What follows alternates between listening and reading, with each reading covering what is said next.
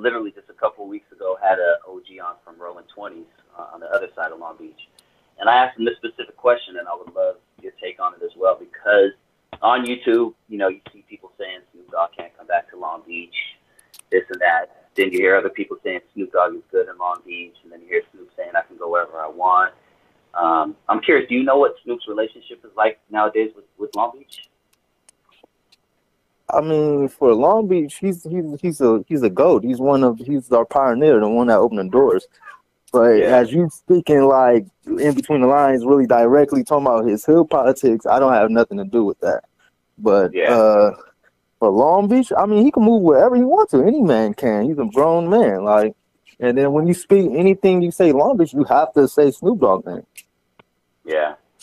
And I ain't never seen him every time I see him in the city, he's comfortable. You know, it's like, you know, he's not moving around or trying to run from nobody. So when I think of Long Beach, you have to say Snoop Dogg first.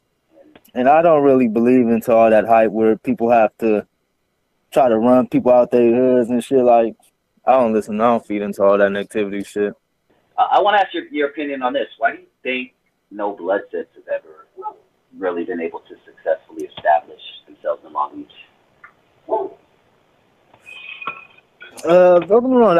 I heard there's a couple of times that they did try to start Blood Hoods in Long Beach, but I mean, being the only city of all Crips, I mean, that's kind of hard to do. You feel me? Mm-hmm. So like that's why I'll never see that happen. I would love to know your thoughts on Tekashi 6ix9ine and the whole situation in hindsight. I mean, it is what it is. You call a spade a spade. He's right. But like I said, you can already see that coming. A real street nigga could already see that from the beginning, like with everything he was doing, you know. So free to real, but he's a rat. No loyalty, no integrity, no morals these days with these young niggas. What are your thoughts on 9 Trey letting somebody like that getting so close to them? I mean, just me on the outside looking in. On the outside looking in, we could already see what it is. He's a cash cow. I mean, we're gonna use him to get our situations better as the outside looking in. You feel me? But for the 9 Treys, I can't speak on that. That's a whole different culture out there. Their gang banging politics is different. So, but just that's for anybody. I mean, you got a rich person that could change your life. So you could be whatever you want to be. Mm-hmm. When it comes to money, they knew what they was getting into. So like, you know. Once you hop in the streets, you already know what you signed for. So you just gotta make the best. You gotta do it smart. Pop Smoke, you know, was recently unfortunately killed out here in Rest in peace, Pop Smoke. Yeah, young nigga.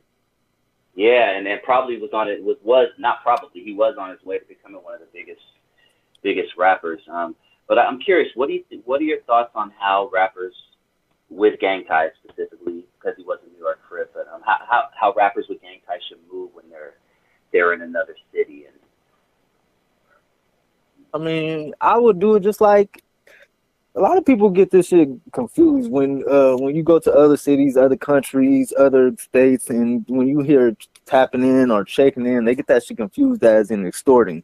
That's two different words.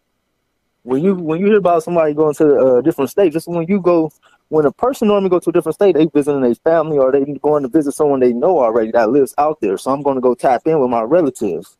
I'm going to go check in with my relatives wherever I go. I got people that live everywhere.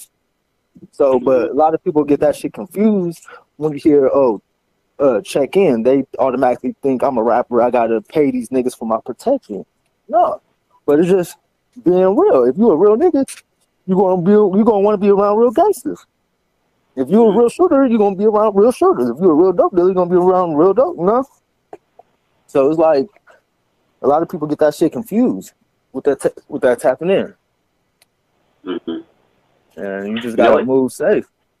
You can't portray something you're not. And then when you play in this and go in these streets, and then when the streets really give you what you want back, you can't get little. You feel me? So